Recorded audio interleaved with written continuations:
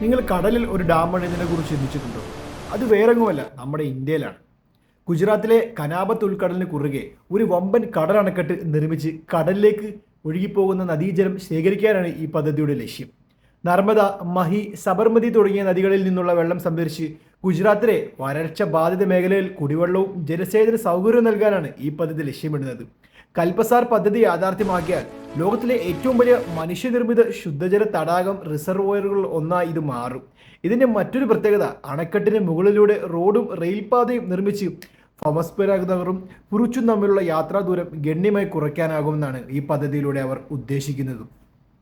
എന്നാൽ ഇതിന്റെ ഏറ്റവും വലിയ വെല്ലുവിളി കടൽ പരിസ്ഥിതിയിൽ ഉണ്ടാകുന്ന ആഘാതം, മത്സ്യത്തൊഴിലാളികളുടെ ജീവിതം, ഉയർന്ന നിർമ്മാണ ചെലവ്, സാങ്കേതിക വെല്ലുവിളി എന്നിവ വലിയ ചർച്ചകൾ വഴിവെച്ചിട്ടുണ്ട്. എങ്കിലും ഗുജറാത്തിലെ ഭാവി ജലസുരക്ഷ ഉറപ്പാക്കാൻ കഴിയുന്ന ഒരു ഗെയിം ചേഞ്ചർ പദ്ധതിയാണ് പലരും ഈ കൽസ്പാർ പദ്ധതിയെ കാണുന്നത്.